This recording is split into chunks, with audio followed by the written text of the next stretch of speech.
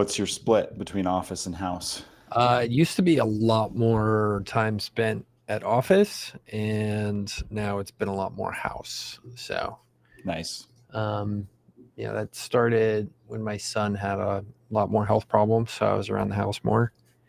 And now I'm just lazy, I think. It happens. All right. We got 50 viewers already. What's new with you? Well, I had to cancel every meeting I had yesterday because I woke up to I don't know how financially you're set up, like logistically, multiple companies, personal finances, whatever. I have a hub, which is my Wells Fargo checking account, which is like all the money that my companies pay me when I get dividends from random stocks, when I have angel investments return capital, which almost never happens. But when it does, they all go into this checking account. I've had this checking account since 2006. And I log in yesterday to pay somebody at 9 a.m. and it says $0 in the account. And it says your checking account's been closed. And so I went down there and I fought with them for 3 hours in person.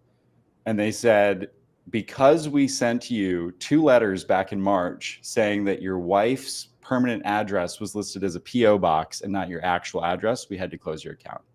We've sent you a cashier's check with all the money, and you'll get it in 2 weeks. Sorry that happened.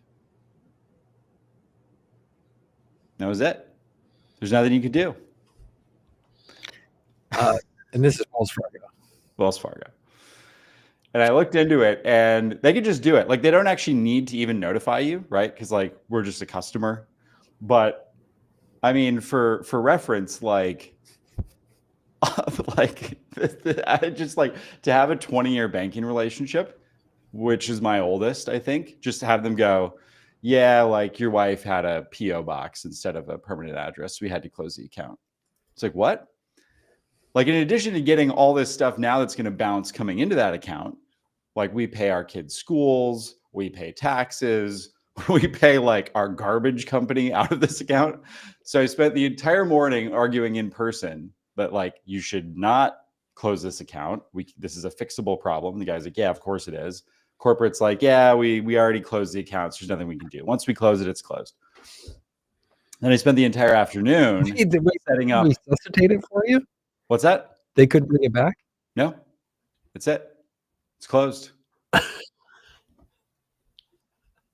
And it's just the checking account, right? And I have multiple accounts with them. And so instead of just like transferring the amount, which was a lot in this checking account, to a different account, they just zeroed out the account, cut me a cashier's check, which is getting mailed to my house sometime in the next 30 days.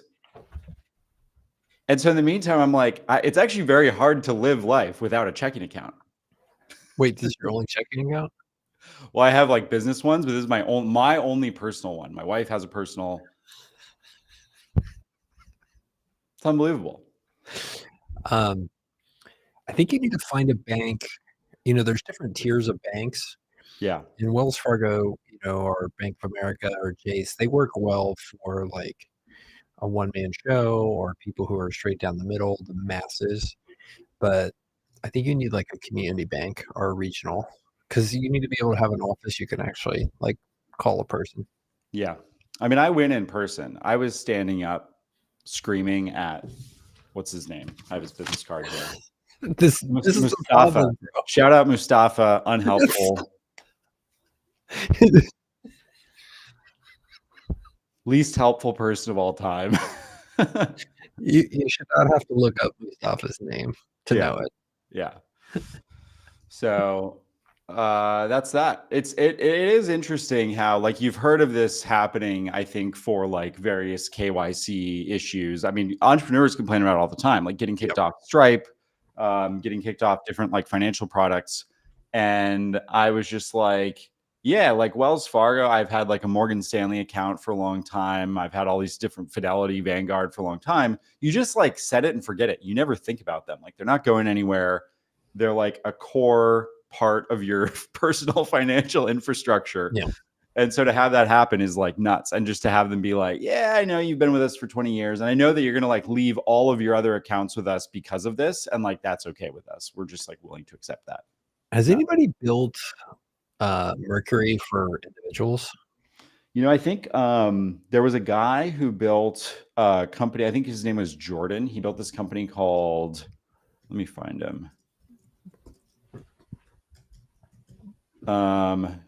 Jordan Gonin. He built this company called Compound that got a lot of traction. That was basically like, it was sort of a Mercury, but it was built around this idea of like micro family offices, which I think is like, if you have $1 million to $100 million liquid, you are like too rich for traditional retail banking, and you are too poor to like actually set up a proper family office the right way with like a staff. Yeah. And so it was sort of in the middle, and I heard really, really good things about it. And then they merged with some other competitor in the space, and the guy like sort of left the industry and went back into like, I don't know, B2B SaaS or something. But I thought it was a really good idea. So that sounds kind of like a multifamily office, but there is this pattern. And I tried to record a YouTube video on it, and it just turned out to be a really bad YouTube video. So I don't know if we even published it. But it's just basically the idea that a lot of times you can go take a space and just modernize it into modern technology and rethink it to actually make it customer friendly. And the fact there's no Mercury for individuals, like that would be that kind of idea. Mercury just came around because people are like, business banking sucks. Like, let's rethink it. Yeah, 100%. And they're not even really a bank.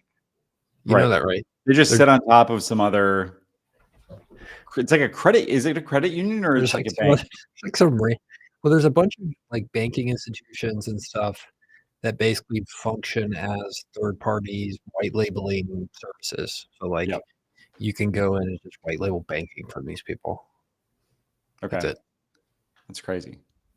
So my buddy Lucas is here. Nice. This is our first guest from Argentina. Nice. Don't get too excited. We've gone international, right? We had Bermuda. We've had you in San Antonio, basically calling from LATAM. Me in California, basically calling from communist Europe. So it's like we're a worldwide operation here. It's just great. All right, I'll click into Lucas stuff. Lucas is super cool. Awesome. Hey guys, Lucas, my friend. Good to meet you. Same here. Thanks for having me. I was just watching you guys live and making me laugh here. Good. So I want to introduce you to Lucas because I think you'll be interested in what he does, Chris. But before I do that, I want to tell you my Lucas story, which is he and I are friends. I'm down in Buenos Aires, and we agree to go meet for lunch. And I'm down there with a couple of my colleagues. And Lucas rolls up in, basically a normal car and all this stuff, but he brings like a backpack, like a big backpack. And then I ask him what's in the backpack. And the Argentinian money supply is so screwed up that you have to carry around, like the biggest bill they have is $1. So you have to carry around like a bag of money to have $300 to pay for lunch. And it was just the coolest thing. I was like, and Lucas, it was just like an example of how cool like Lucas is, that he was just like, this is what the universe gave me, and I'm just going to deal with it. And who cares if I have a backpack? And I was just like, this is so cool. So well, I'm happy to say that Argentina has officially evolved, and now our strongest bill is like almost $20. So we're doing much better, guys. Like we have 20x in like what 1 year? Like that's a lot of growth. That is good. Is that a result of the current president primarily? Well, that's just a result of them printing larger bills, pretty much. Okay. So it's as simple as that. Like, so before it used to be the largest bill used to be 1,000 pesos. Then they went to 2,000, 10,000, now 20,000. Okay. Having said that, our president is doing some interesting stuff, and we'll see. I spend only a few months of the year here in Argentina. And it's funny. I spent, almost the first half of the year traveling, came back, and suddenly, like, I used to, I don't know, go have breakfast for like $5. It was so cheap, and now go have breakfast. It's like $15. It's like Miami or New York prices now. Wow, which is insane. Like in literally like 6 months that I left. Right. How is the current president doing from your perspective? Because I think that in America, at least on X, he is often praised for his like brash cost cutting decisions, this sort of like Doge style of like government cutting and trying to get inflation under control and all that. But is that the reality? Is any of it working? Like, are people there seeing results? So let me preface, but like we don't talk politics in general. Like I just like what one thing we learned is like with my American friends, I don't talk politics. With my friend, I just don't do politics. But I'm just kidding. So basically, if you want to look at just the numbers, we used to have like off the chart, like number one inflationary country in the world, and last month official number was 1.5%. Wow. Which is nothing. It's right. like so. The main way he did, he said, "Well, we're not going to print any more money. Inflation comes from the government printing money. I'm not going to print any more money, and the way to get there is I need to basically have a surplus in the economy. So if I can't have basically just losing money, so he went deep cost cutting. Actually, like Elon Musk and Vivek and all those guys actually based themselves on Midday on how he did it, and they cut big time." So then it depends on which side are you. Where was your stuff cut? You hate him. Right. Are you on the like not affected side? Like you don't hate him, sort of thing. You can't argue that economically, it's working. Now, what you have to see and what people argue, which I definitely understand, is there is like a human aspect on like, okay, are people having a really bad time until the economy gets to a really good place? And they are. In my point of view, it is a not a small price to pay to eventually get there. Right. But it will take a few years. So I actually met with him privately. I met with the head of Senate, and they are all super smart guys. I have to say, like I'm like, and like I was impressed, like just by hearing them talk. That's awesome. That's great. And are your so maybe I looked up your background before this, and maybe it'd be helpful just to give like the minute overview of like what you're up to today, because it looked super fascinating. So super high level. Always did startups. Started like basically dropped out of high school. Started creating companies young age. Last one that I actually started as an actual operator. I sold to a private equity firm in Texas a few years ago. After that, I put a few life decisions first, like I don't want any more employees ever again. That was the first ones. I don't want to raise money because like I love bootstrapping in general, like, and there's no need to actually raise money. And I care, and I love the 0 to 1 phase more than anything else. So I redid my ikigai, all those new age, new rich person problems, like who am I, where do I belong, what do I want to do, and all those sort of things. And the only thing actually left to do is actually create like a kind of like a startup studio / personal holding company. So what Indie is, it's a startup studio because I've launched 15 companies in the past 4 years.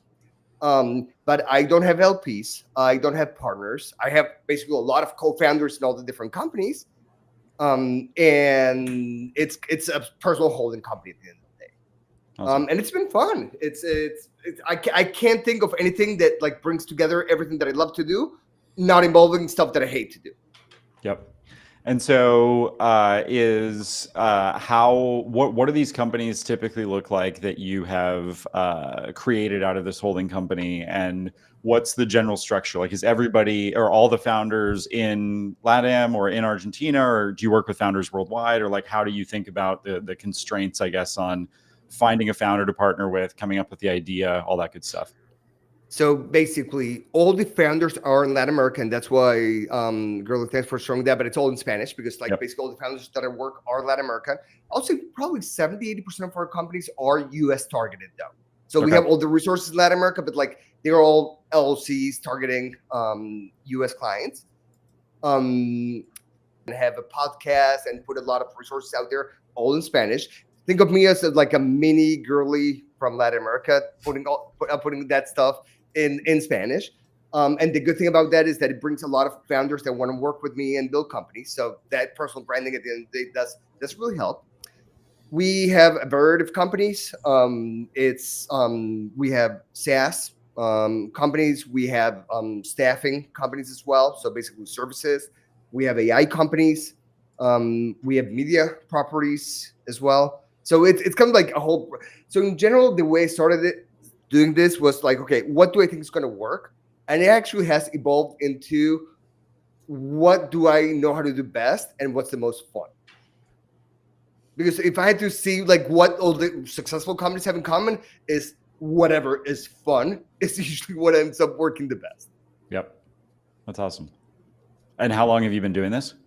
So started about 4 years ago.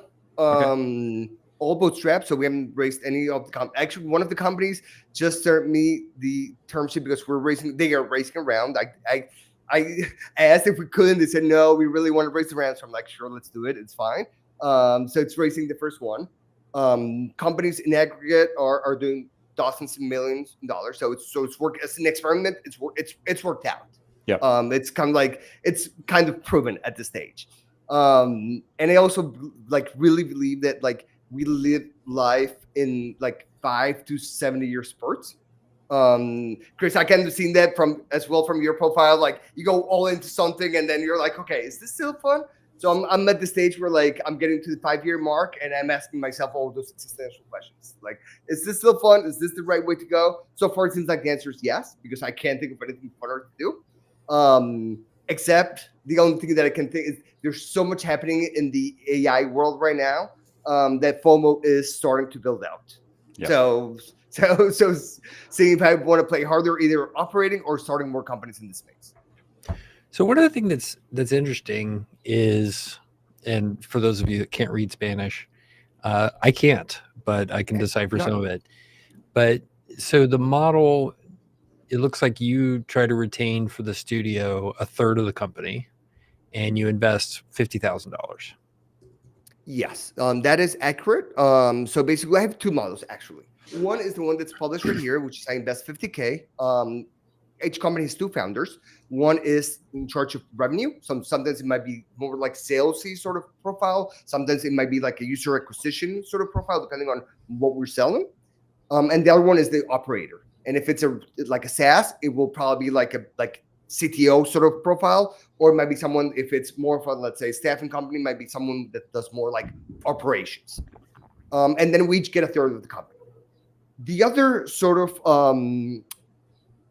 company that I've started creating that have done a bunch and has worked as well is basically I'll just find two people with distinct profiles and I'll hire them. And I'll ask them to take like a small haircut on their current salary, something that's just like more symbolical. Let's say like 10% less. And I'll just pay all the company's expenses until the company works or it doesn't. And I take not 33%, but I usually go usually take the majority of the company in those cases. Yep. And has one of those produced stronger outcomes, or does it vary by those two outcomes? No, not really. It's like, so what I end up doing is this second style where I take the majority is I usually end up doing it where I feel like more secure on what I'm doing. But they've both been equally successful. So I really can't say one is better than the other. It also has to do with like the amount of risk I'm willing to get, because some companies get expensive. Like if you put like, so what says 50K now, it's usually more like 100K for this sort of thing. And the other model can get expensive fast. If you like are paying like we have some companies that have like people in the US and they're losing money and we have to like pay salaries every single month. So it depends. It's more like what do the founders want more than me. Yep. And how do you know when to cut an idea off? Or I guess like how long do you go? Do you evaluate it like a 3-month, 6-month, 9-month sort of process in the first year? Or how do you think about that? So there's two basically angles to that question. First is when we're evaluating the idea. So evaluating the idea is usually like a 2-3 month process. Sometimes it's just throwing that landing page, throwing some traffic to it, and seeing what a response. Sometimes it might be like B2B sales. So Mhm. like we might be start knocking friends' doors. Hey, can we get a contract for this? Like and just going through there and seeing what the result is. Sometimes, like, I'm not gonna lie, we just go blindly. Like where sometimes you just have to like like throw the spaghetti out and see what happens. And the other sort of like thing that I learned with time that like is that we also need to basically co-date with the founders. Because for me, the number one thing that I care about is having fun right now. So like we also like meanwhile we're evaluating the idea, we're actually validating each other. I tell them like we actually signed a contract that says when we're done validating the idea, they can choose on their own, basically me having no say, that they do not want to continue with this. And everything that we've done, they can keep. So that way, like if they don't think I'm adding value to the equation or I'm not adding enough value, because the money that I'm investing, I don't think it's enough. Like it's the added value is where the actual value is. And if they don't agree, you're free to go. And at the same time, that opens the door for me. It's like, okay, are these people like really that good? Do I actually enjoy like working with them on a day-to-day basis? And those things matter as much. And just keeping that like door open for a few months, I think is super important. Life's too short. Mm-hmm. And so for the 50,000, is that intended to be like a one and done investment from you? But you said sometimes it's 100. How do you think about kind of how much money to put in and when you're putting in money? Yeah. So when it started, this was like 40 years ago. Like inflation has hit like Latin America as well, just not only the US. So like sometimes a little bit more than 50K is needed. So the way I look at that amount of money is how much do we need for the founders to be able to work on this full time for a year, have enough like marketing budget, and just have some SaaS tools and to be able to do that. And they should be able to start generating revenue soon. Like if they don't start generating revenue like in month 2, 3, or 4, like it's not gonna work. We're bootstrapping companies here. We're not like basically going like venture back. We're gonna build out like this product for like 2 years and then we're gonna launch. So the idea is how expensive will it be for 2 people to work on this full time for a year, have budget to do marketing, SaaS tools, and everything that's needed. That answer right now, depending on where they live, which country, and all that, is anywhere between 50 to 100K. Yep. And then an interesting thing you're doing is hiring pairs or bringing on partnering with pairs of co-founders. Seems like one who's a builder and one who's a seller, kind of the way it sounds like. Which is interesting because you and I have operated kind of similar models, but I've always gone for kind of similar founders. But if I look at my biggest hits, there have been ones where like the existing founders that I've incubated have partnered up and then gone. So how do you think about that? And then how are you like navigating putting the pairs together? Do you expect them to come in as friends and colleagues already or coworkers? Or are you expecting, or do you match make with them? How do you do that? So first on why 2 people, not 3, not 1. And it's just basic statistics. Statistics are like way on like basically like one founder, they can definitely do it. I'm not against single founders, but it's hard. If I had 3 founders with me, that would be 4 people, and we can't tie break that way, right? Like it might be like 2 and 2, like on a decision. So if it's just 2 and me, it's 3, and like we need to make a decision, it will be easy to reach a majority on the decision. So that's why it's 2, and those are the 2 main roles to find. On if they come together or separately, surprisingly, like before I started, I would thought it really matters that they're like friends, that they've known each other from the past and all that, and like it truly makes no difference at all. Mm-hmm. I like basically probably the most successful companies in my portfolio, I just introduced them randomly.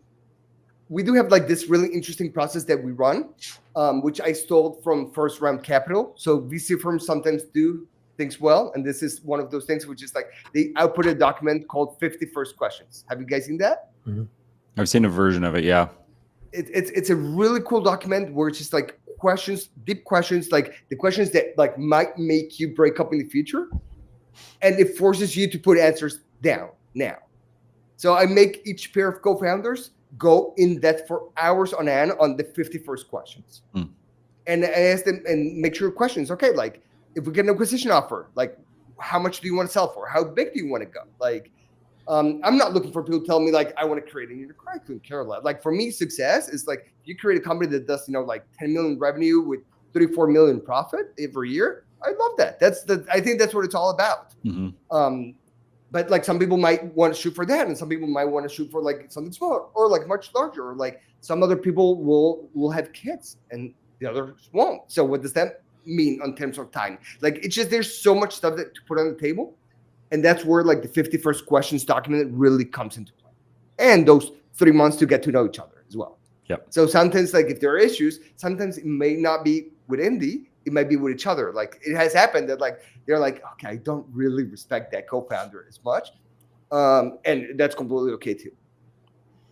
One of the things that I think is interesting about this model as well is I imagine because you're doing a bunch of different types of businesses that there are certain companies, maybe that's like the media stuff or the staffing stuff where, these are pretty capital light businesses up front. Like they don't need to ever take on venture. You probably don't need to reinvest much or anything into them. I guess with these different models of thinking of like SaaS and now possibly, even some AI stuff versus more traditional businesses like media and staffing, I guess, how do you think about like reinvesting in the company? Like, should we be reinvesting versus just taking cash out? I think, one of the things of like incubating a couple of companies myself, and obviously you and Girdley doing this at a much larger scale, but like with my companies mostly being venture backed, like you never take any money out. So it's like that decision is just like set up front to be like the structure of this company is as a C Corp. There's no advantage to taking money out. It's really hard to take money out with investors. So all the revenue that we get just gets reinvested and we keep raising more money to keep reinvesting.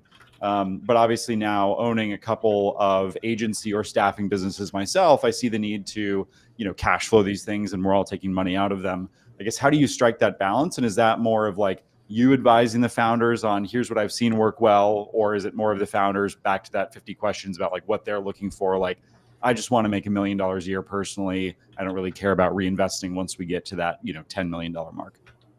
Yeah, so I think there's kind of like some objectively true answers to that, and then there's some subjective ones. Objectively, the company should typically not keep more than like a handful of basically monthly expenses cash out, right? Like that should be like sort of limited. So either you put a good plan to kind of like grow, or you take the cash out. You just don't want it sitting there in the company just because. So that's the first thing. Second is it depends on the company on how much can they grow or not. There's some companies out there that like no matter how much you're going to throw at it, it has a limit on the growth potential, right? Like, and you have to respect those limits. Just because you can put more money towards it does not mean the company warrants it. So that's kind of like the other definition. The third thing, objective, is kind of like the founder's opinions really matters. Like, do they want to get dividends out? Like have they made their first million? That's a really important. Like when people make a certain amount of money, let's even put like less than $1 million. Let's put like the first $300,000. They just relax. So sometimes what I push for is like take those savings out, like fully relax from a financial perspective. If you have any debts, like pay them off and save your first money, or like have like 2 years of living expenses saved up. And then I see their mind shift into this growth mindset. Like they stop worrying about their present and are able to go for the future. So that's another thing that kind of like I think is objectively like really important. Yep. And then from it comes to the subjective part, like like it's like what do you want out of this? Like, do you want a huge thing, or like are you happy with this meeting? So I kind of try to respect like the founders. They are the ones that like they're like burning the midnight candles. It's not me. That's like that is the truth, and I have to respect that. So like I let them decide almost everything. Like I only veto a few things, like just to protect Indy. And I've never had to use it. I just let them decide. I even let them decide how much they should pay themselves. Like I don't even have like really a saying on that. Like they should pay themselves well, like, and meanwhile it's logical, pay yourselves like really well. So that's kind of like the other thing. Having said this, kind of like I sent Gurley, yes on this, like my current obsession is with this like 1, 2, or 3 person AI startups that can just kick ass. And that they're able to kind of like go and grow really big. And you can actually throw more money at that. And they can become bigger than it seems. Have you guys seen? There was this tweet a couple weeks ago, or maybe 3 or 4 weeks ago, from one of the Carlson brothers from Stripe, that basically they're saying that the companies incorporated starting certain months, they were having more revenue earlier than companies in previous years using Stripe Atlas. And the reason for that is because it's AI companies.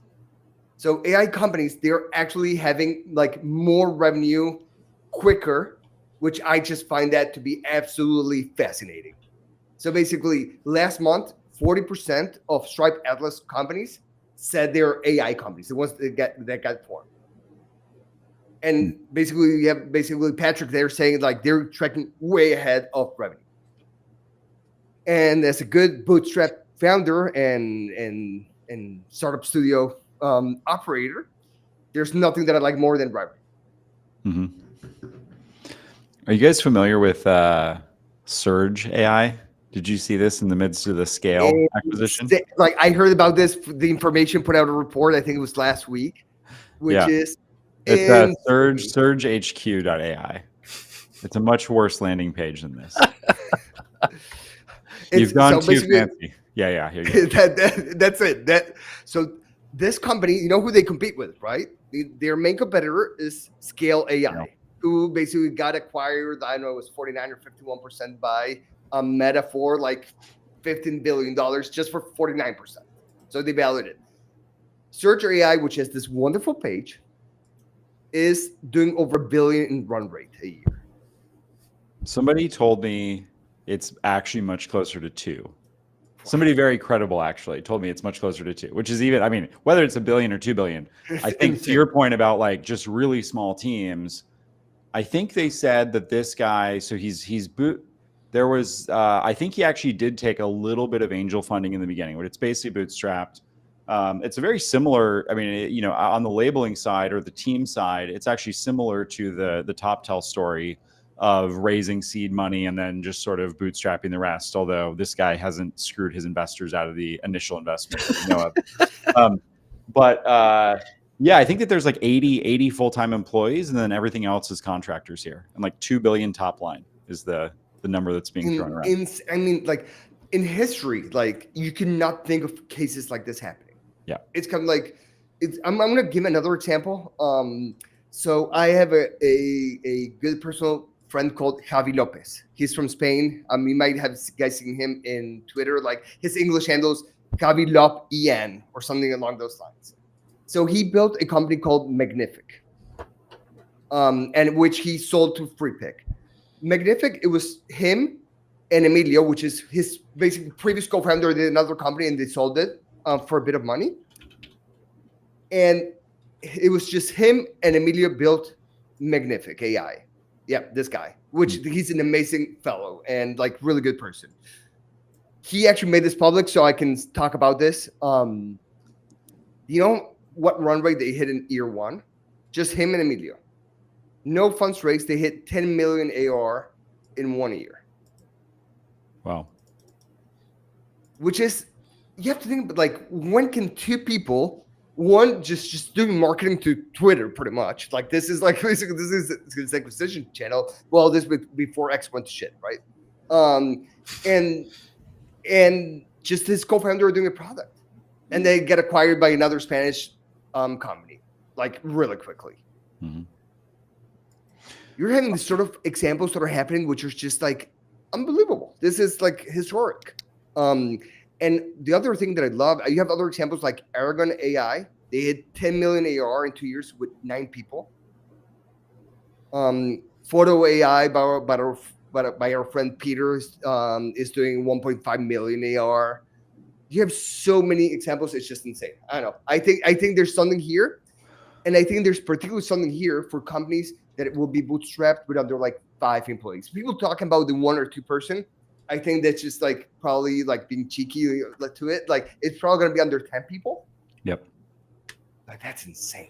How much do you each of you, I'm actually curious to get both of your perspectives on this. How much does a similar predictable distribution model matter? Like if you think about Peter Levels, one of the interesting things is like he basically has this pretty copy paste formula for I think all of his companies, which is basically like using his account and his accounts to basically be an influencer for his own thing to get it to, $10,000 MRR and then just running ads. So it's like this predictable assembly line of like come up with an idea that seems to be hypey at the moment, put it out to my followers, see if I can get to some initial traction. If I can, run ads, rinse and repeat. Like I think one of the interesting things that you mentioned, Lucas, is like you said the distribution really depends quite a bit. And given the diversity of the businesses that you're in, I think you said like B2B sales, sometimes it's advertising, sometimes it's social.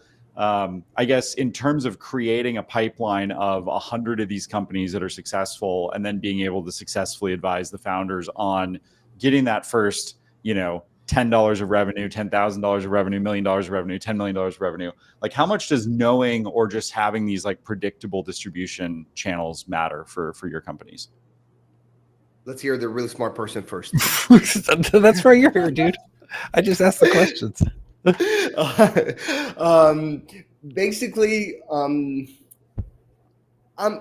let's start with what matters, right? Like, distribution is really what matters. Like, within a good enough product, distribution is what's going to win, right? Like, you could see basically Teams versus Slack. Justin can basically said this famously, like first time founders focus on product, second time founders focus on distribution. That is what matters. I'm the sort of believer that give me any company and I will find the distribution channel that will work, like 100%. Yep. The question is, can I find the right founder to execute on that distribution channel? And that's where it gets trickier. And that's a little bit like the harder thing. So that's why, like, you have some people that do studios that concentrate on working with like co-founders that are influencers of sorts. So like, they have like a built-in distribution channel. I think every single channel like has this right sort of company to do it. And that's why I just go at the end of the day for what's fun, because like I know we'll be able to figure it out. Yep. I don't have anything to add to that. Actually, it's a great answer. And what about the other thing I'm curious about, both from like a founders joining you perspective and to what you just said around distribution? I think that every VC fund, private equity fund, studio has very different takes on this. Like the idea of shared, common, pooled services for things like advertising, influencer marketing, accounting, operations, recruiting. Like how much of this do you believe the founders need to go figure out their shit on their own versus like you've sort of propped up some, shared resources that all the portfolio companies can lean on? So my personal point of view, and I think there's no right way to do it, right? Because like both models have been proven right in my point of view, in my experience. I don't like founders coming up with excuses. And the easiest way to have a founder give you an excuse is saying the resources you forced him to use are the reason why they did not hit X, Y, or Z goal. Right. So basically what I do is I help them understand the best way to solve it. And I even provide options. Okay, you want to run ads and you don't have experience with ads? Here are 3 potential freelancers or agencies that I think are good, but you should interview and choose whoever you want. You need a great engineer? Here are 3 great engineers that I think are fantastic. Interview and choose whoever you want, but it is your decision. So the way that I choose to run the company is I truly don't make decisions. I let the founders make every single decision because I need accountability at the end of the day. Once you have like a lot of central things happening, that's when havoc happens. The other thing to think about is there's 2 other angles that I don't love. So first, they have studios. When they start having too many free resources, they start coming up with shit for their resources to do. Right. And that takes their attention away. So I don't want it that way. So I have 0 resources. what you see in Indy, and I say we, I mean just me and my co-founders of all the companies. I have no employees. I have basically, I just have one person that helps me like part-time doing content. Like one person for the podcast, one person for social media, and that's it. That's kind of like that like I don't want employees. And do the companies hire they're able to hire employees or contractors to sort of make the companies have hundreds of employees. Yeah. But like they like the founders of the companies like work with those I mean, obviously nobody reports to you and is asking for your time outside of the founders. And my co-founders don't report to me either. Like basically we just work together like as co-founders. How are you thinking about the pluses and minuses of going out in Spanish versus going out in English? Since so many of the companies are, focused on the US or global markets, like I can see positives and negatives to each, but just curious, like why the choice to be a business influencer in Spanish versus English? Is it just because it's a blue ocean for you? First, you're having the hard calling me an influencer, but I'll take it. So I'll go back to the reason why I actually started doing all the content. I started all the content because it's the way I can pay it forward. I lose money in everything. I've never made a cent on any of the content that I do, and anything at all. I just lose money on all that. And it's just my way of paying it forward. And that's why I do it in Spanish, because in English, there's so much great content that it's not needed. But like I've been lucky, like in life. And I'm like, this my small sliver on how to pay forward. So like, it wasn't even a question on the usefulness of this. Now I'm going to go back to my friend, Javi Lopez, the one from, so he started doing his Spanish Twitter. We actually had one of those pods we used to do back in the day together in Spanish. And then he started his English, and he 2 months later says, dude, don't do Spanish. Like English, it's it just goes off the chart. There's so many more people, but it just goes against what, if I were doing this for business, money, or anything like that, I would be doing it in English. Yeah. Well, you could get 3 other Spanish speakers and do a version of the All In Pod. Chris is a huge fan.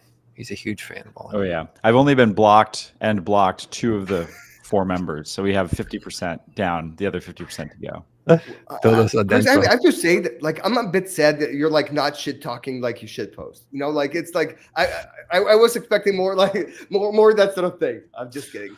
I ironically, the 2 that I've been blocked by or have blocked are the 2 that I've been in business with, who are Chamath and the 3rd or 4th investor in Uber. So. Both people that I either raised from or had term sheets from in previous companies. So the other 2 are cool.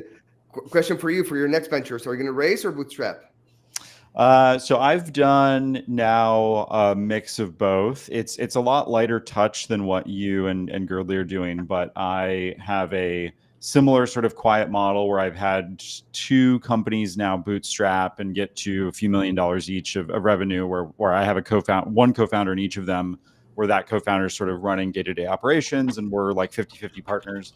And then have one where I am a more minority co-founder that has just raised a few $1,000,000 as a pre-seed. That business is being run by one of my previous co-founders from my tech raising days. So trying different models, and I'm pretty I see the pros and cons to both. I think that there are very clearly the latter that I just mentioned is a very intense B2B AI company where we've already hired 7 people, we've raised a few $1,000,000. That company, it's going to be a bunch of engineers, and they're going to be a pretty sizable team, I think, by the end of the year.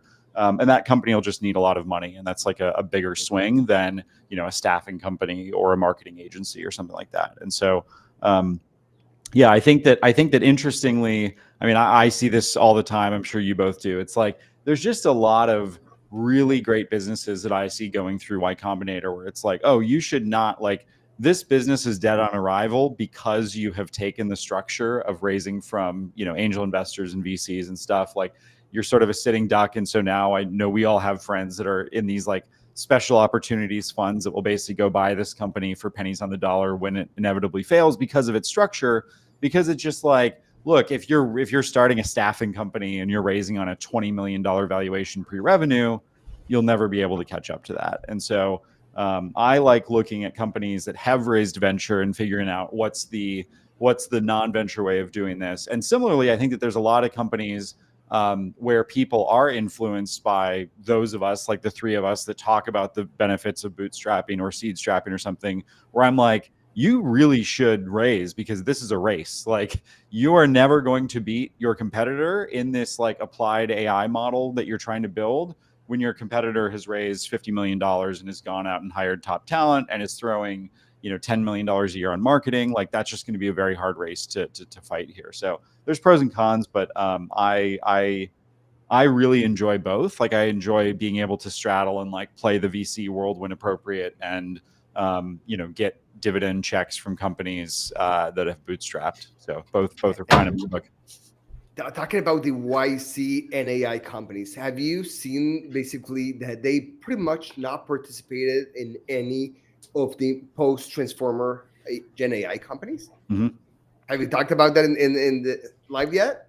No, we haven't. And I think it's that I saw there was a tweet about this that that Gary, I think, responded to, and a lot of people don't know this, but I went through YC in 2015 with one of my first companies. Have been an LP in multiple YC funds that have returned like great multiples, and YC is killing it. But yeah, I think that they, if you look at like the most funded AI companies, like the top 100 or something, I think YC is basically in like 0 of them, or it's like 2 of them or something. Yeah. And so there has been, I think some of that is definitely that when you look at those companies that have raised a ton of money, a lot of them were funded and founded back in 2016. If you look at Scale AI, like the company that we were just talking about, whatever that other HQ.ai company that we were just looking at, they were founded, I think, 5 or 6 years ago. Like, I think YC has really started doubling down on AI investment just over the last 4 or 5 batches with Gary Tan in charge. And so I think, who knows, but I think that their response to this, I think it was Harj, who's a YC partner, said like, we don't believe in we tend to miss like a lot of the early hyped companies in a cycle, and we try to get it sort of right on like the second and third order players. I don't know. I mean, that could just be an excuse, but they've really concentrated on a lot of these like seemingly like small, narrow, like vertical AI niches, and they haven't really gone after a lot of the sort of like big horizontal applications, which is interesting. So, hey, I'm sorry to do this, but we're over time. Actually, I lost track of time. Even when I ran to the bathroom, I got back. I was like, "Oh shit, we gotta say goodbye, Lucas." Yeah. Well, thanks for having me. This was wonderful. This is awesome. I hope you come back, my friend. I hope Yeah. you come Well, back. I need to be invited for that, so hopefully I'll get another invite. We'll Take back. care, Great to guys. see you. Have a great week. Awesome. See ya. I don't know about you, but I'm hyped. I want to go like start some more companies. I know. That's good. Like it is fascinating to see how different folks come on the live stream with different personalities. Yeah. And like Lucas's, I mean, he and I have been face to face once, we've talked remotely and stuff like that before, but like his charisma and enthusiasm is just so like such a superpower. Like so few people are like that. Totally. Yeah, it's awesome. And I love the intro story there. Was great because it's full circle from, I think you told me about that like a month ago. I don't even know if we were live, but I was like, oh, this is the guy with the suitcase of money. That's interesting. Yeah. Well, and look, I mean, it's like you think of a suitcase, but I don't want to get him in a bad shape or whatever. But like, I was like, how much money do you have in that backpack? He's like $300, and it was like 14 pounds of bills. And I have a picture on my Twitter somewhere where I was in Argentina and I got $100, and it was just like, it's like the telephone kind of thing. So totally what it was. I mean, there's a multi-billion-dollar economy. I think we've talked about this either privately or on the live stream before, of just like paying contractors in inflationary environments in insane ways. If you look at like Wise, what Wise has done, and there's like a whole stack of companies in the crypto space or USD space that are around like, how do we pay people in Latin America where they can get their funds out and they can not have to sit on their local currency.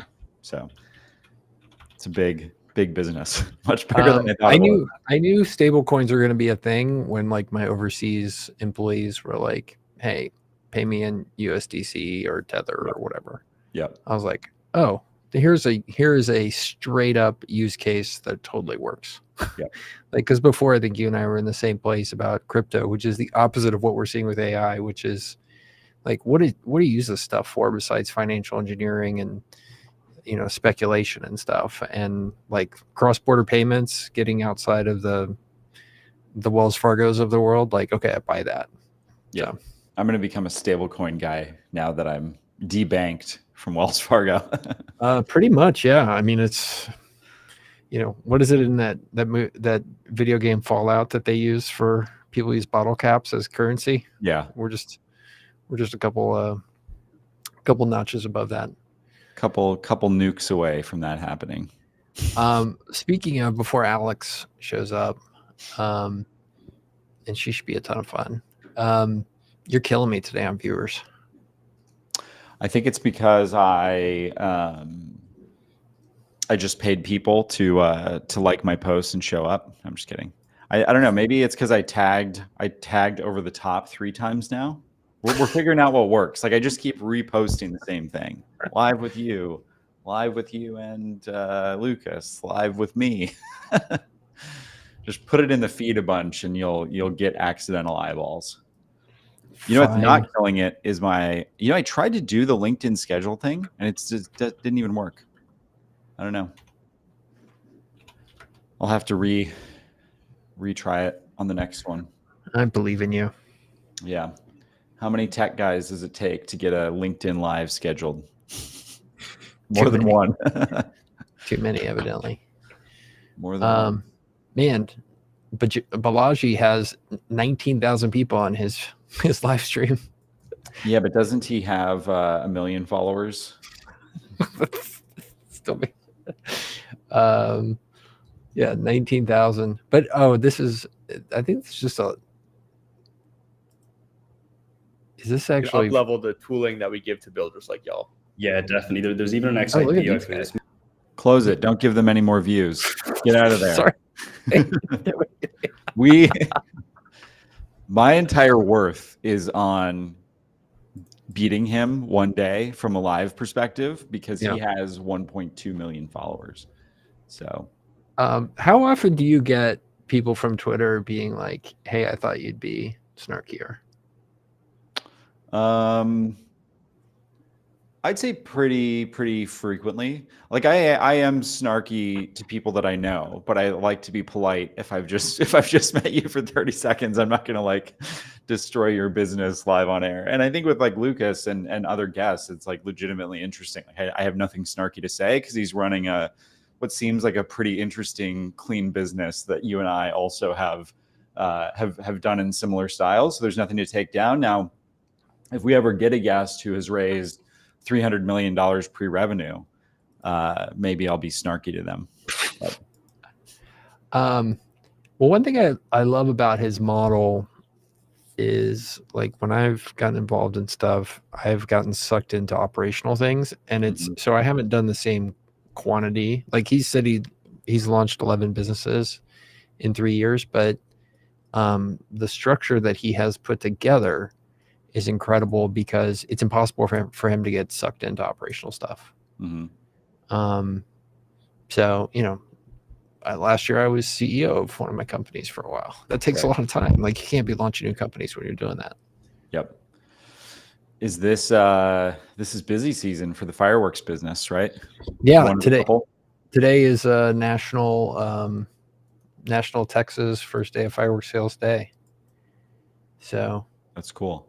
I have a picture of one of our stores. Do you want me to show it to you? I saw a random interaction that I liked. That was somebody, I can't even remember who it was, but somebody took a picture of it looked like an adjacent lot or like a side lot of one of your locations, and was like, "Hey, can I like buy this land from you?" And you're like, "Maybe, let's talk about it." Like, Twitter's so great. Like, just somebody who knew that you owned this business, who's like driving around Texas, who's like, I'm trying to build like a warehouse or a thing here. Like, hey, sell me this land. And you're like, yeah, let's jump on a call. Yeah. So that's Spencer, Okay. garbage guy. And he's Yeah. going to, he already went to check it out. I was like, yeah, call us. Because we only need it 3 weeks a year. Like, Perfect. So I may get a tenant out of Twitter. So that is what it is. It's good. Alex is here, so we can invite her in. Oh, she's waving her hands. What's up? What's going on? How's it going, guys? Good to have you here. So Alex and I are friends via two paths. And Alex, please correct if anything is incorrect. But when I was mentoring and helping with Techstars Austin, you were part of that and got to know you there because you were program manager for that. And then we kind of lost contact. And then I was like, who is writing these amazing tweets? I think I know this lady. And it all came kind of back to reconnect there. It's funny because I went to dinner one night with Pat from Actions Capital. And he was like, oh, I see you're on the same path as Michael Girdley. And at the time, I think I only had 6,000 followers. I think you were at 100,000, just broke 100,000. I was like, I hope so. I hope one day I reach that. Yeah. Well, followers are kind of like airline miles. You have them and they mean something. And then someday you just look up, you're like, nobody cares. Yeah, straight up. So, first of all, thanks for being here. Chris, do you know Alex? Have you guys met before? We've never met. No, I've seen you on Twitter, but I don't think we've ever met in person. Ditto. Good to meet you. Yeah, likewise. Well, Alex, where are you based, by the way? Are you New York? I'm in Austin. Austin. Okay, got it. Yeah. It's like New York, but hotter. Yeah. Yeah.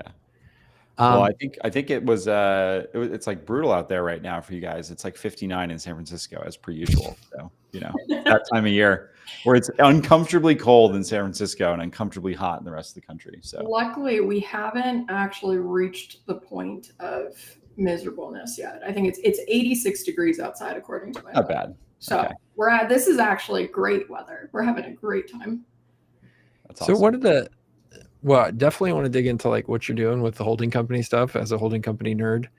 But one of the things I've been curious about with you is you are very good at Twitter, and Twitter is very much like a male energy dominated space, at least the corners that we're in.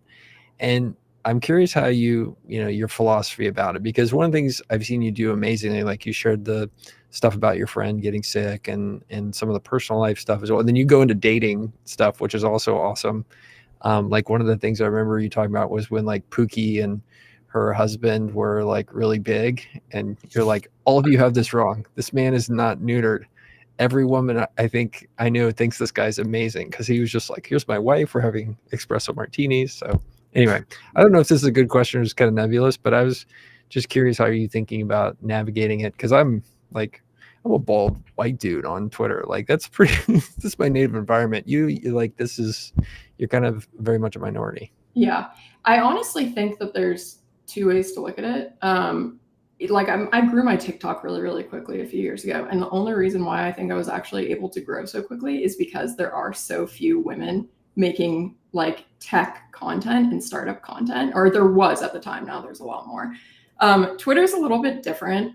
I don't take anything personally. B, I just don't really care. I don't really have a lane. I mean, I know what I'm really good at. I'm good at the startup stuff. I've done a lot of startup investing. I've worked with, I don't know, probably over 1,000 founders at this point. And so anyone that comes on there and kind of calls me stupid, I'm just like, all right, that's your opinion, I guess. I don't know. One of my friends gave me some really good advice around it. And he was just like, you can only get upset about things that you believe are true. If someone's leaving a hate comment or saying something super mean about you, if it upsets you, then you should probably look inward and wonder if there's something about it that upsets you. That's one thing. I think just getting thicker skin has definitely helped. Other than that, honestly, I think just being myself. It's weird because now my brand has just become tweeting whatever I feel like, whenever I feel like, and it's great. I have a great time on Twitter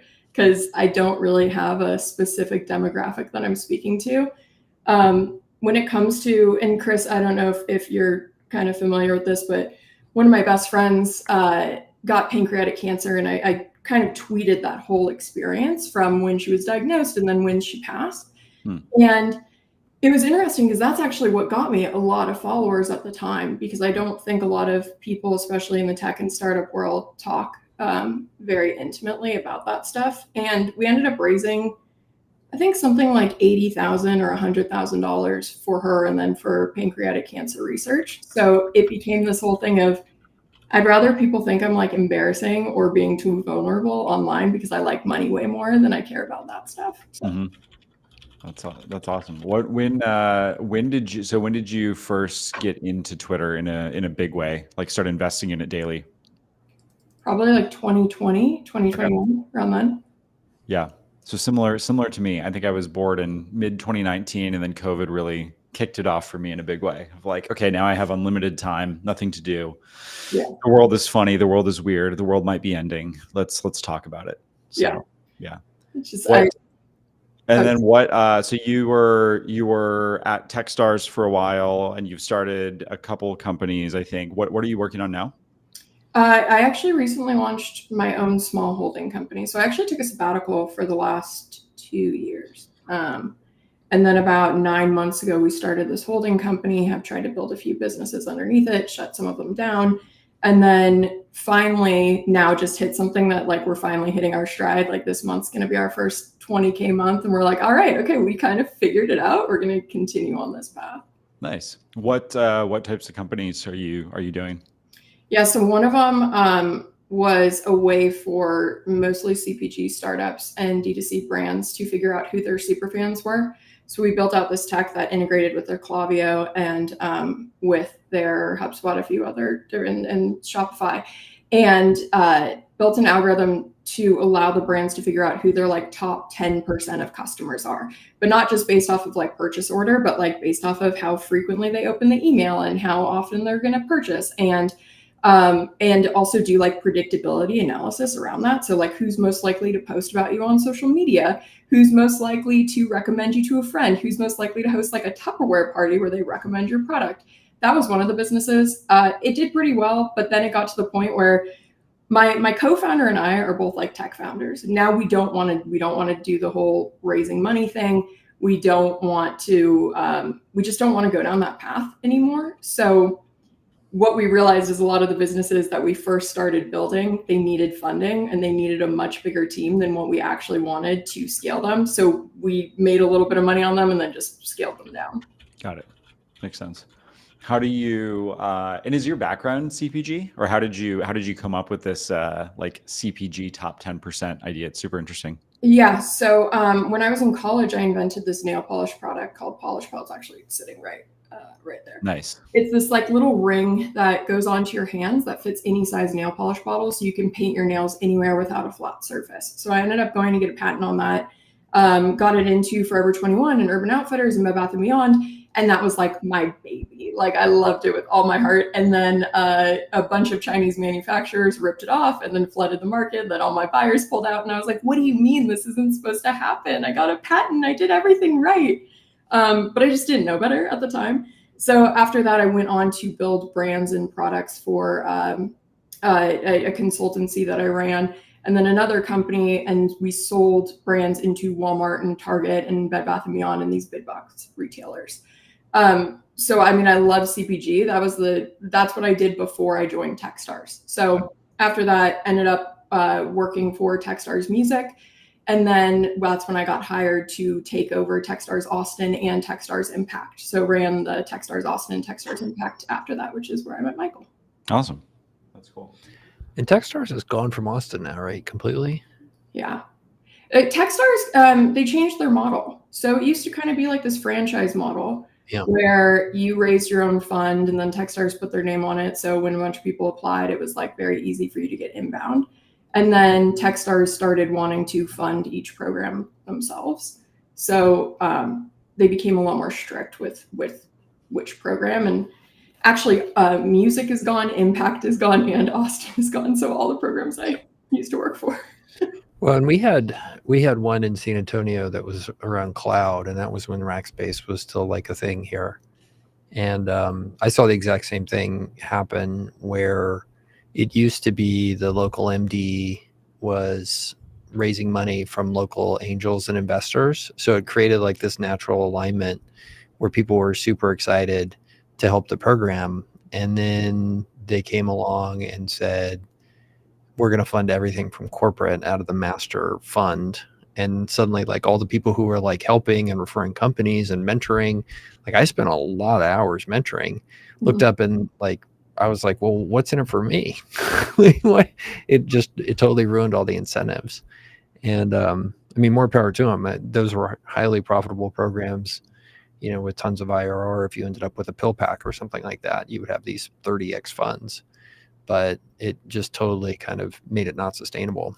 Yeah, that's honestly was one of the hardest things about working for Techstars. I still love, like, I'm very close with Amos and very close with Bob, who are in music, and like very much respect them, love them a lot. But Techstars, they hired a lot of really great talent. They weren't very good at incubating that talent and leveraging it to the best of their abilities. I was the first program manager to ever invest in a company, which makes no sense to me, considering we're sitting in a room with these founders for 3 months. We probably could make the best investment decisions after they're already narrowed down from 700 companies to 10 companies, and then you can pick out of the 10 which ones you want to write a check to. So that's how I started angel investing, was working for Techstars. Yeah, it's interesting that, I mean, from what, I guess 20, I mean, at least like 2010, I mean, before 2010 in some cases, through just a couple of years ago, you had this like YC plus 500 startups plus Techstars plus Alchemist plus Plug and Play plus AngelPad, StartX, like all these different pretty big accelerators that often had like a national or international presence. And it feels like a lot of that has consolidated down to be like YC's gotten a lot bigger. Most of these other programs have gone away or become like more focused, more niche.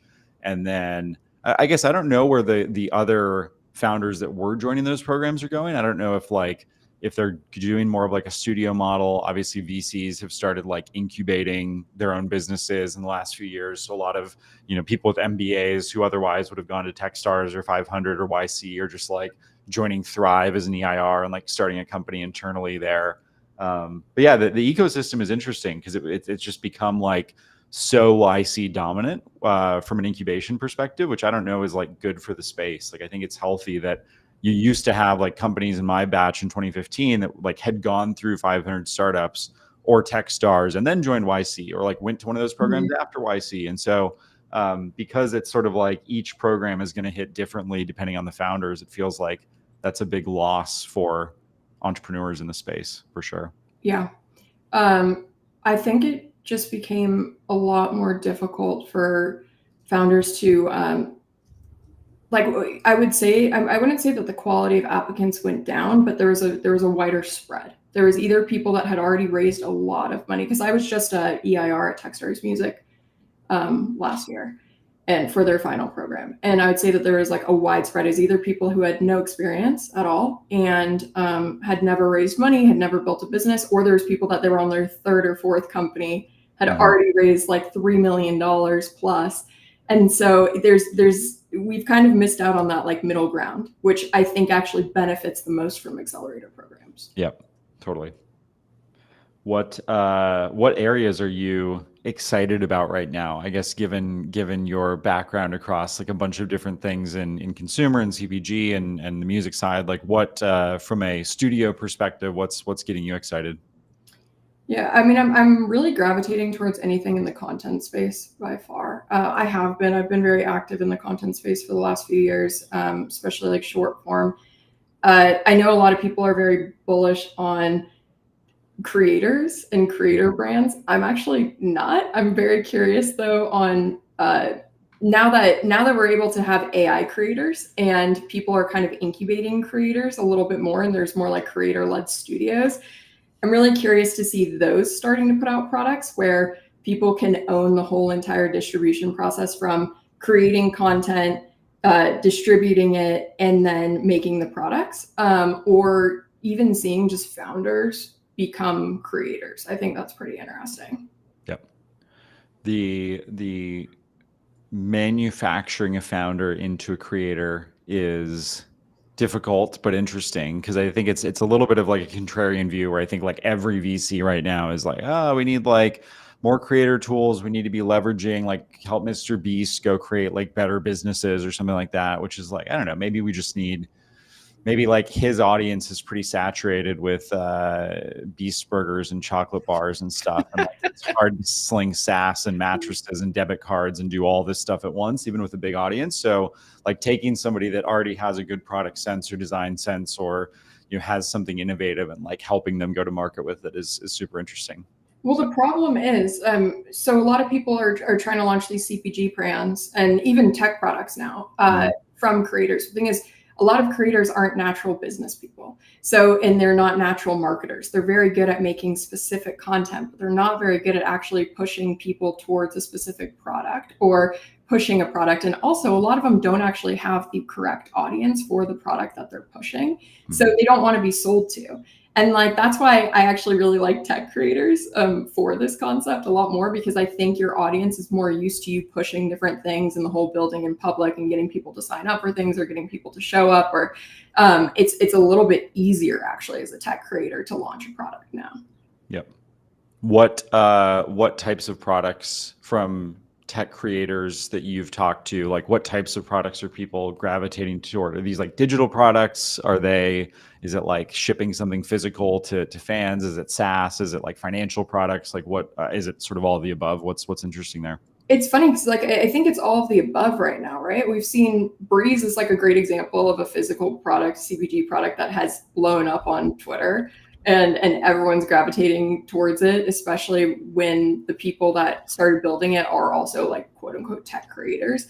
And then you also have like the indie hackers that are doing all the indie products. Like I think it's kind of all over the place, which is really nice. What about you? What do you think's most interesting about the space right now? I mean, it feels like and I'm in kind of an interesting niche in that I feel like my feed is pretty split into thirds, with like VCs and private equity, like investors is a third, and then there's a third of like just very aggressive like VC backed founders who are like, being VC backed is the only way, you have to raise money, I'm trying to build a huge company. And some of those folks are right and some of them are wrong. And then there's this sort of like bootstrappers, indie builders, creators, you know, stuff in that third bucket. And it just feels like, I think, I think so many things have been constrained into digital products for that creator set. And so things like, you know, asynchronous courses or digital communities or like guides, like basically all the stuff that you would have seen through like Gumloop or something like that, or Gumroad rather, has become like pretty mainstream. But now I feel like the audience is a little bit saturated on some of that stuff. And so I don't know, it feels like a big shift. Like if you look at like the WAP guys are killing it on Twitter, and they've built like an incredible business. I know them pretty well, and like their own, consumer base, without talking too much about it, like has gone pretty heavily from like courses to other products. And so they've had to keep up with that demand by building like third-party applications and allowing like third-party app developers to build SaaS-like features where a creator can sell a financial product or can build and sell a SaaS tool or a white-labeled thing to their audience. Just because I think like people started with the low value course stuff and then they moved into the higher value stuff and high value events and stuff. But I just feel like, I don't know if there's like an actual ceiling there, if it just feels to me like there's a ceiling there, but it feels like a little bit of a open territory now with AI, where like so much stuff can be built. And it's kind of like, we all know that we're a little bit past like just moving chocolate bars and courses, but like what is next? Is this like, should I build my like digital twin? Is that the future? Should I be like creating other creators that sort of are spreading the same message and investing in that from an AI perspective?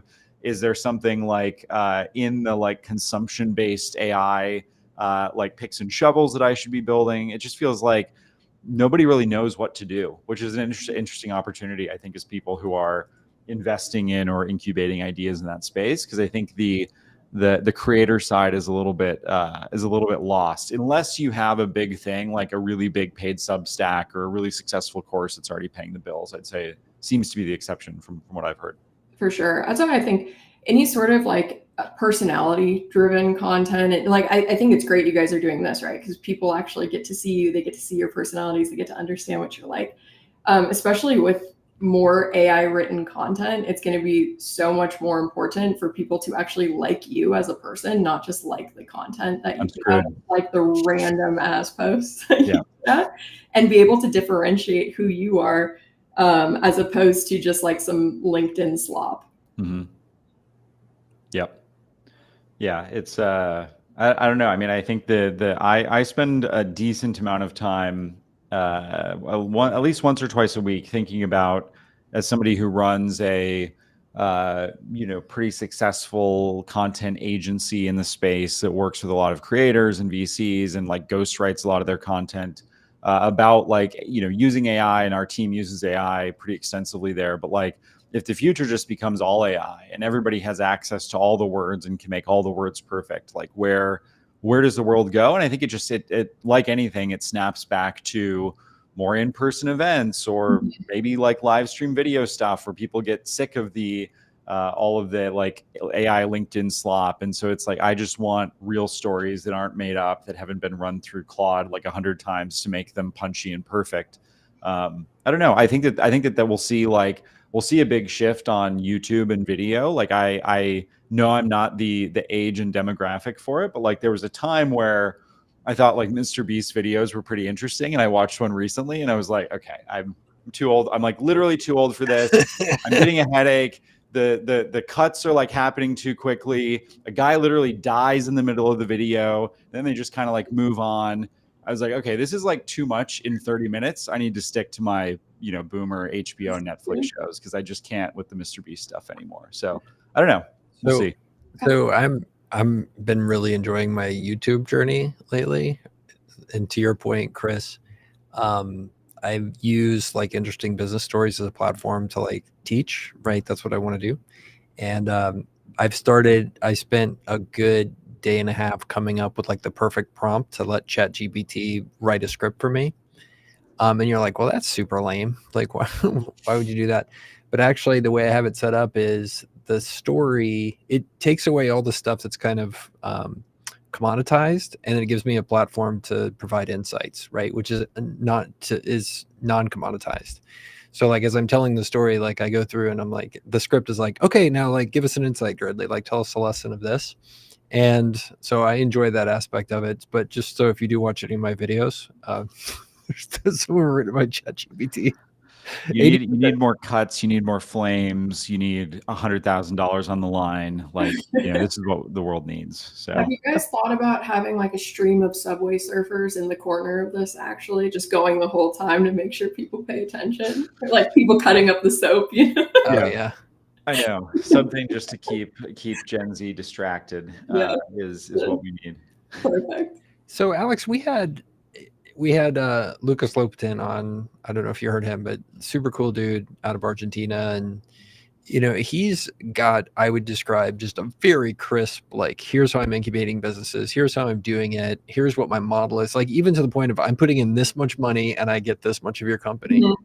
And, it feels like maybe you're a bit earlier in your journey of incubating things and kind of trying to figure out what your model is. Is that kind of an accurate? Yeah, we have a little bit of a criteria, and that criteria is we spend 3 months on a business, we'll invest up to $10,000 on it. If we don't get paying customers or like consistency, or if it's something that like we don't see growing, we just shut it down. And it also has to be like, so we have that on the business side. The other 50% of it is all media based. So we have 2 newsletters, we have my social media, we're incubating a couple other social media platforms.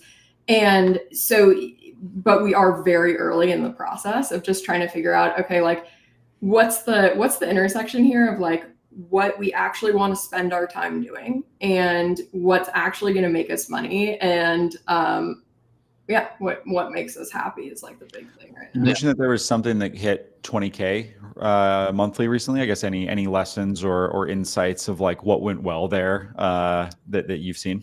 I think it was just brand alignment. That's what I think it is. We're working with founders. We know exactly who the audience is. We know exactly what they want to buy, and we're delivering them one specific thing. So instead of trying to go with like a custom package for each person, Or even like the CPG D2C product that we were talking about before. I've been out of that world for a little bit. So like my connections, I still have connections, but trying to sell into it is a little bit different because I'm not as immersed in it as I am in the founder VC startup world. And so our current product, we just started posting it in the newsletter, and that's how we got to our 20K month from posting it like 2 or 3 times. And I think we're just going to start putting a little bit more like gas behind it, start running more ads behind it. And that's, I think, the direction that we want to stick in. Cool. What I mean, what do you feel like are the next kind of things for you to figure out? Like, I feel like, you know, every building a company, and you're fundamentally building a company, right? You're doing, Yeah. You know, that's how I think about it. Like every company is kind of figuring out like, what's the next experiment to run? What are the kind of big questions?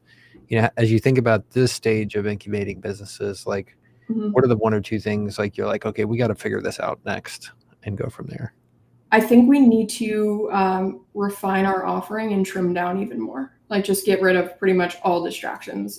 For instance, like a few years ago, I sold this company called Founder Gigs. It was a company for entrepreneurs to find part-time roles with other startups. It ended up selling, and then I bought it back like about 6 months ago. We've tried to reboot it. It's going well. It gets really great opens. It really gets really great responses, but we're not making any money from it. So a part of us is kind of like, well, what's the point of this? Like either we can put more resources towards this and probably grow it and probably make money from it, or do we want to just focus on this one thing that we're actually really enjoying starting from scratch? And I think that's what has to happen right now is figuring out like what is just a distraction versus what is actually worth us investing more time and money into. Same with content, same with newsletters, right? Like as you know, Michael, it's like you're doing the whole YouTube thing. You have to kind of figure out, especially when growth is slow, what's worth putting more time and money and energy into versus do I just invest more into my Twitter? Do I just invest more into my LinkedIn as opposed to making video content, right? It's like you can't be popular on every single platform all at the same time. You need to pick 1 or 2, and then you add another one, and then you add another one after that. And I mean, I have a little bit of a following on pretty much every platform right now, but it's freaking hard to keep up with. Mm-hmm. Yeah. Well, and the thing that sucks is, and I've learned this, like, as you're getting started on a new platform, like you want to build a TikTok audience or you want to build a YouTube audience, you want to build an X audience, like you generally have to stay very narrow. And there's only very specific things that will work on that platform to break through the noise. You have to be like super disciplined to that whole thing. And you know, I think we all kind of looked into Twitter and X back in the 2020 era when you could just like type anything and people were like, yeah, I'm stuck at home. This is great. And you could have a broad range. But you can't have a broad range anymore. You can't do that. So for YouTube, if you're curious, people want to hear me talk about why businesses failed. Oh, that's pretty cool. I mean, that's really interesting. It's freaking depressing. I mean, I think, well, it kind of plays into the whole idea that people prefer negativity, right? Like it makes perfect sense, especially if you're doing a series around it. And people also probably look at it for inspiration of like, okay, I need to not do those things in order to not fail, which obviously we know that's not really how it works, but it's, I think, the reason why people love that stuff. Oh, man. Yeah, my most popular videos are, why is the wine industry doing terrible? Why is the Sphere losing a ton of money in Las Vegas? Why is the tequila market cratering? Why is the spirit market cratering?